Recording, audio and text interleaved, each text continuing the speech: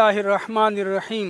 इमाम हुसैन अलैहिस्सलाम कौन है, इस सिलसिले से हमारी गुफ्तगू जारी है और हमारी गुफ्तगू का महवर विलादत के बाद आलम अनवार की इमाम हुसैन अलैहिस्सलाम की खिलकत और विलादत के बाद अब हम इमाम के बाज़ मुअज्ज़ज़ात और बाज़ वाक़यात को नक़ल कर रहे हैं जो आपकी ज़िंदगी में करबला में शहादत इमाम हुसैन अलैहिस्सलाम से पहले पेश आए हैं।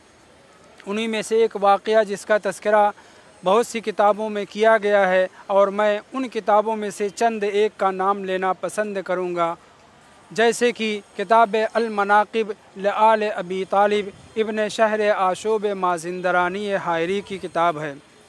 इसी तरीक़े से ये वाक़या अल-ख़राइज वल-जराइह क़ुत्ब रावंदी की किताब है, इसमें भी ज़िक्र हुआ है। और सबसे ज़्यादा मुअज्ज़ज़ात और फ़ज़ाइल पर मुश्तमिल किताब जनाब सैयद हाशिम बहरैनी की किताब है मदीनतुल मआजिज़। उसमें भी तीसरी जिल्द में हज़रत इमाम हुसैन अलैहिस्सलाम के बाब में इस वाक़े को नक़ल किया गया है। रवायत मुख्तलिफ़ तरीक़े से ज़िक्र हुई है, जिसकी इब्तिदा बयान की जा चुकी है। वो वाक़या यूँ है कि हब्बाब वालिबिया इमाम हुसैन अलैहिस्सलाम की ज़ियारत करने के लिए बराबर जाया करती थी और ये ख़ातून अमीरुल मोमिनीन अलैहिस्सलाम का ज़माना देख चुकी है, फिर उसके बाद इमाम हसन मुज्तबा अलैहिस्सलाम का ज़माना, फिर उसके बाद इमाम हुसैन अलैहिस्सलाम का ज़माना। यही नहीं बल्कि इस ख़ातून की अल्लाह ने उम्र को बहुत तूलानी किया, यहाँ तक कि इसने 8वें इमाम हज़रत इमाम अली रज़ा अलैहिस्सलाम की भी ज़ियारत की है और इमाम रज़ा अलैहिस्सलाम की शहादत के बाद फिर ये इस दुनिया से रुखसत हुई है।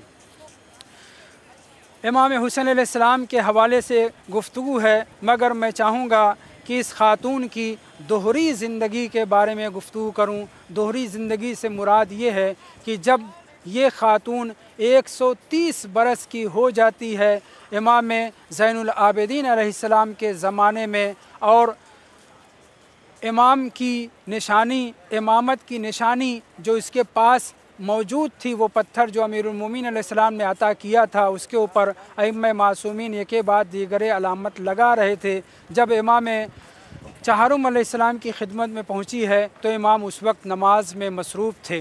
बूढ़ी हो चुकी थी, थोड़ी देर उसने बैठ कर के इंतज़ार किया, लेकिन जब इमाम की नमाज जारी रही तो उसने ये सोच करके कि फिर कभी आ कर के इमाम से अलामत इमाम को ले लूँगी, उठ कर के वापस जाना ही चाह रही थी कि रुकू की हालत में इमाम ने अपनी अंगुश्तर से इशारा किया, अपनी उंगली से इशारा किया।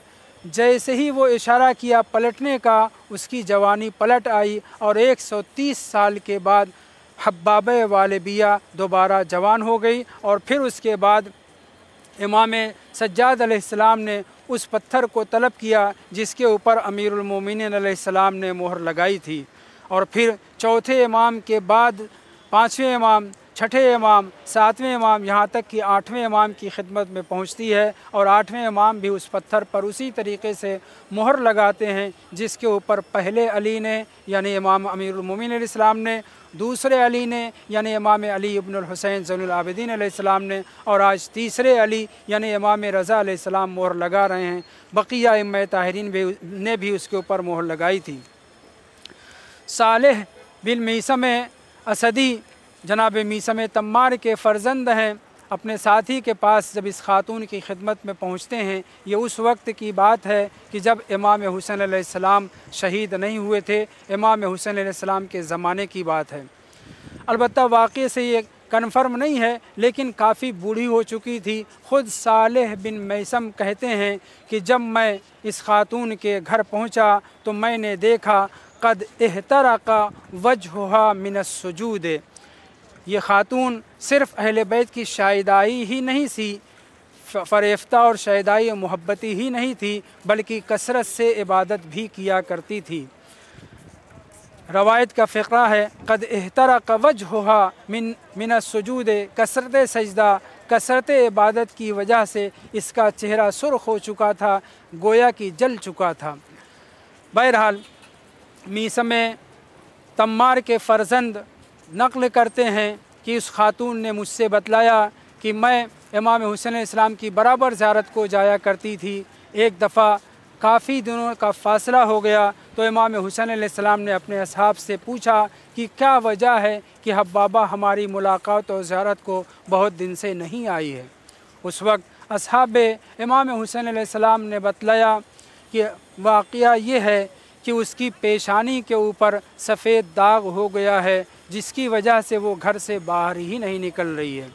असहाब में से किसी को पता था। जब उसने इमाम हुसैन अलैहिस्सलाम के सामने ये बयान किया तो इमाम हुसैन अलैहिस्सलाम ने कहा, क़ूमू बिना, ऐ मेरे असहाब उठो, सब के सब हम हब्बाबा से मिलने चलते हैं। इमाम अपने असहाब के साथ हब्बाबा के दरवाज़े पे आए। सलाम के बाद इमाम हुसैन अलैहिस्सलाम ने अहवाल पुरसी के बाद जब ये जानना चाहा, अगरचे जान चुके थे, सहाबी ने बतला दिया था, लेकिन मसलहत खुदा जाने, इमाम ने फिर पूछा, ऐ हब्बाबा तुम हमारी मुलाकात को क्यों नहीं आ रही थी?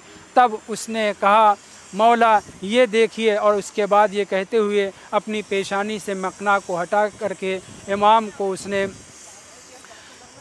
वो दाग दिखलाया जिसकी वजह से वो बाहर नहीं निकल रही थी। रवायत कहती है इमाम हुसैन अलैहिस्सलातु वस्सलाम आगे बढ़े और आपने अपने लुआब दहन से उस मकाम पर जहाँ पे सफ़ेद दाग हो गया था जैसे ही लगाया, एक रवायत में ये है, दूसरी रवायत में तफला का लफ्ज़ इस्तेमाल हुआ है, यानी अपने लुआब दहन के छींटे उसकी पेशानी पे डाले और उसके बाद इमाम हुसैन अलैहिस्सलाम ने हब्बाबा से कहा, तुझे चाहिए कि अब शुक्र का सजदा करे, क्योंकि खुदा ने तुझे वो ऐब, वो दाग जो तेरे पेशानी पे था उसे ख़त्म कर दिया है।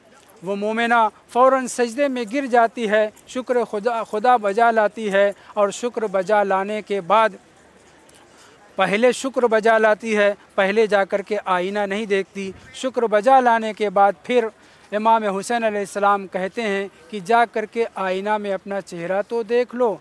वो जाती है और आईने में चेहरा देखने के बाद खुश हो जाती है, कोई निशान, कोई अलामत सफ़ेद दाग का बाकी नहीं रह जाता।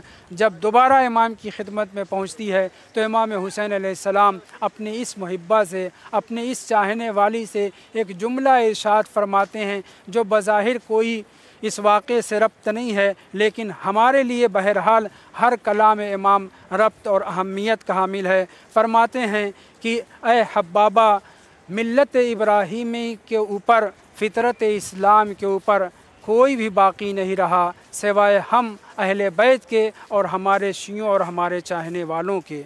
वसल्लल्लाहु अला मुहम्मद व आलिहि ताहिरीन।